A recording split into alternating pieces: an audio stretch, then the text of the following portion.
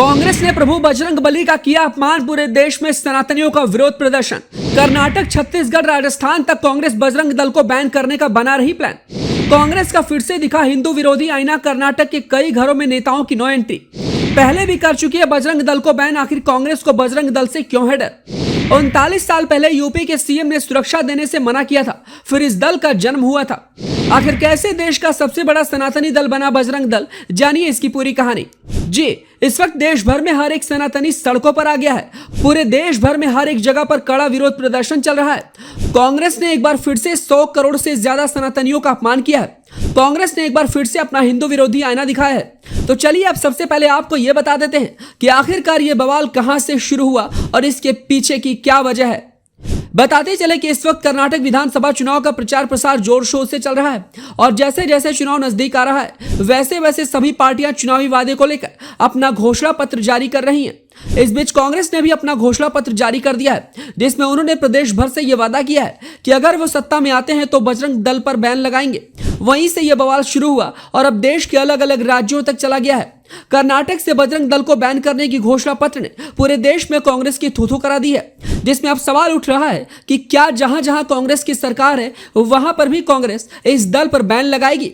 इस बीच आपको बताते चले कि पूरा सनातनी बजरंग दल पर प्रतिबंध लगाने के कांग्रेस के वादे का कड़ा विरोध जता रही है और बवाल बढ़ता जा रहा है। यहां तक कि कर्नाटक के कई घरों में और कई बड़ी जगह पर पोस्टर भी लग गए हैं कि कांग्रेस नेताओं का आना मना है और अगर आते हैं तो कुत्तों की एंट्री होगी। वहीं मोदी ने भी कांग्रेस को घेरा है और कहा है कि पूरी कांग्रेस 100 करोड़ सनातनियों की विरोधी है। भगवान श्री राम और बजरंग बली का भी वो विरोधी है।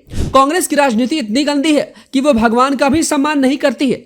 तो चलिए अब हम आपको देश के सबसे बड़े सनातनी दल बजरंग दल के गठन की वो कहानी सुनाते हैं कि कब इस संगठन की स्थापना हुई और इसकी क्या वजह थी। 39 साल पहले यूपी के सीएम ने सुरक्षा देने से किया था मना, तब हुआ था बजरंग दल का गठन।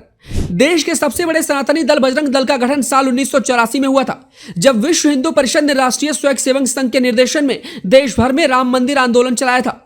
उस वक्त विश्व हिंदू परिषद ने देश भर से सभी युवाओं को राम मंदिर आंदोलन से जुड़ने के लिए प्रेरणा दे रही थी और उसी साल 1984 में अयोध्या में राम जानकी रथ यात्रा निकाली गई थी। उसके बाद हिंदूवादी संगठन ने उस वक्त की सरकार से रथ यात्रा को सुरक्षा देने के लिए सुरक्षा बलों की मांग की थी, लेकिन उस वक्त की यूपी सरकार के मुख्यमंत्री रहे नारायण दत्त तिवारी ने सुरक्षा देने से मना कर दिया था। इससे नाराज साधु संतों ने यात्रा में मौजूद युवाओं से रथ यात्रा की सुरक्षा का आह्वान किया था।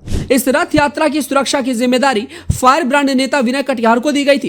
उनके नेतृत्व में युवाओं की एक टीम बनाई गई थी, जिसे 8 अक्टूबर 1984 को बजरंग दल का नाम दे दिया गया था और कहा गया कि जैसे भगवान राम की सुरक्षा और सहायता में बजरंग बली यानी प्रभु हनुमान लगे रहे, उसी तरह श्री राम मंदिर निर्माण के कार्यों में हनुमान की तरह बजरंग दल के कार्यकर्ता भी हमेशा लगे रहेंगे। वहीं दल के गठन के बाद मंदिर आंदोलन ने अपनी रफ्तार और पकड़ ली और अब इसका विस्तार यूपी से बाहर कई और राज्यों में और कई बड़े छोटे शहरों, गांव और कस्बों तक हो गया। वहीं एक समय ऐसा भी आया जब केंद्र सरकार ने बजरंग दल पर प्रतिबंध लगा दिया। जब 1992 में बाबरी मस्जिद को तोड़ा गया तो उस वक्त की तत्कालीन केंद्र की नरसिम्हा राव सरकार ने बजरंग दल पर बैन लगा दिया था, लेकिन एक साल बाद ही इस बैन को हटा लिया गया। इसके साथ साल 1998 में गुजरात में ईसाइयों पर हमले बढ़ गए थे, वहां दर्जनों चर्च और प्रार्थना घर जला दिए गए थे, तब बजरंग दल भी इसमें शामिल था और ऐसा आरोप इस दल पर लगाया गया था। इसके अलावा वैलेंटाइन डे पर प्रेमी जोड़ों को परेशान करने का भी आरोप बजरंग दल पर लगता रहा है। बजरंग दल का प्रभाव पूरे देश में साल 2008 से बढ़ता चला गया। इस दल में वर्तमान में 13 लाख कार्यकर्ता हैं। इस दल में युवा जोश और उत्साह को देखते हुए विश्व हिंदू परिषद ने बजरंग दल को कई बड़ी जिम्मेदारियां सौंपी हैं। इनमें धार्मिक स्थलों का नवीनीकरण, धार्मिक स्थलों को अवैध कब्जे से मुक्त कराना, आंदोलन संघर्ष करना, गौ की रक्षा करना, सामाजिक कुरीतियों के खिलाफ आंदोलन चलाना जैसे दहेज प्रथा, जातिगत भेदभाव, फिल्मों विज्ञापन के जरिए फैलाए जाने वाले अश्लीलता का विरोध करना, अवैध घुसपैठ का विरोध करना, धर्म परिवर्तन को रोकने जैसा काम शामिल है। इसके अलावा दल की तरफ से युवाओं के लिए नियमित रूप से कार्यक्रम भी आयोजित किया जाता है। बजरंग दल के संस्थापक अध्यक्ष विनय कटियार है, जो सांसद भी रह चुके हैं। तो बजरंग दल को बैन करने के कांग्रेस के फैसले पर आप क्या कहना चाहते हैं? क्या आप इसके खिलाफ हैं या पक्ष में हैं? हमें अपनी राय कमेंट बॉक्स में दें।